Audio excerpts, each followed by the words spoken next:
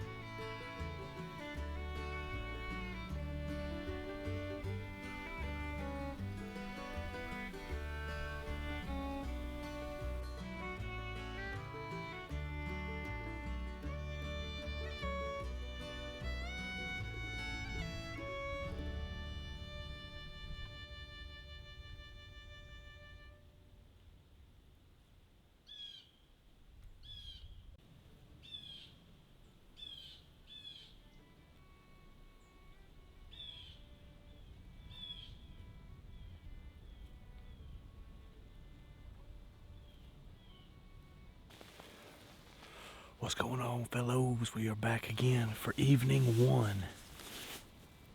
Saturday the 12th. It's a whopping 25 degrees. The deer are moving. The big cold front has come through and the deer is rutting. We seen 4 different bucks this morning. One, 3-year-old that was maybe 2.5 or 3.5-year-old. That was a good buck. On the way to the stand just 30 minutes ago, we seen an absolute giant standing in the field right where I access this farm. He was broke up, big 5.5-year-old. If he wouldn't have been so broke up, he's 140. Just massive Missouri whitetail. So we're in here a little bit late, but that's okay. We got the standing corn behind us, the transition in front of us, and the bedding all around us. I mean, I've said it 1,000 times, but there ain't no telling what will come through here. So we're gonna get tight, get warm, get still, and hopefully we're gonna bob one for you boys. We're gonna show you that Missouri swamp donkey sometime. Ross out.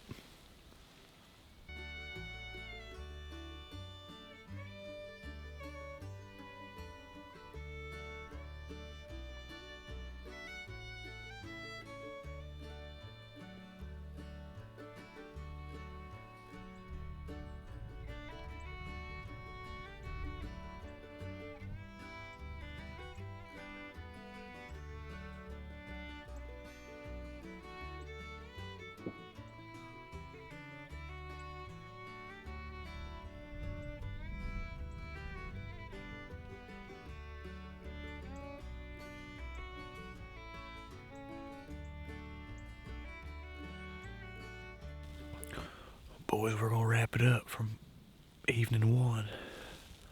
It was slow this evening. We seen a little 3x1 that we seen this morning.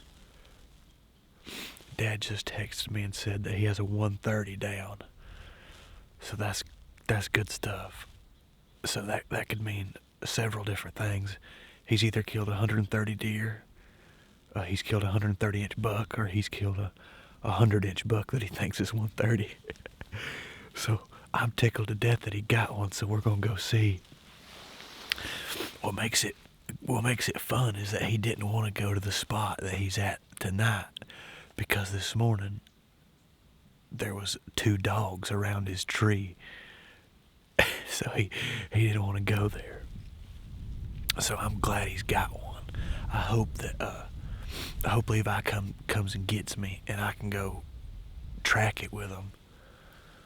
But I keep you guys up there, and next time you see me, hopefully we'll be interviewing Sheldon for a kill. Just easing up through that. Nice buck, Nice man. buck, man. Nice buck. He got a Got a good little rack short on nose on him. I love him. Mm-hmm. Get you some good food. Yeah. Hey, I'll get him out here in the grass in a minute, get you some better stuff here. Look at that. Jim, come here and put your hand around it. Got a Got a sag on him. Yeah. big Roman nose. Mm-hmm. He got a good looking rack on him. Yeah, good looking. What do you think of that, Sheldon? Well, gotta take them as they come, boys. That's a pretty good buck. That's a Pretty dang good. buck. Yeah.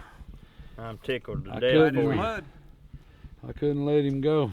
No, that's hard to let go right there. Yeah. That's hard to let go. Yeah. That lucky bullet pulled it off, I told you. Yeah.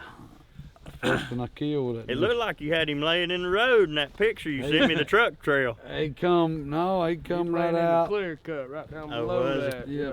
Right up at That low ditch where low we was telling you? ditch. Yeah. And he was and there's grass is like it's mowed down in Yeah, there. yeah.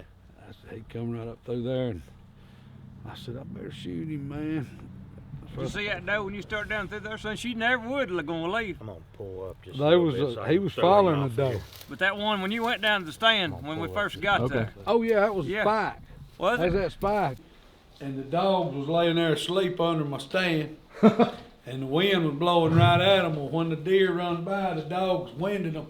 Got up and lit a shuck after. Hey, Lord. But I keep make this stuff up, can you? Dogs, but if they run on Moby by me, Yeah. I'll be Yeah, loving you be loving them dogs. Yeah. Yeah. They, You never know. But these dogs and things stinking like they do. Them dogs, them old house dogs running.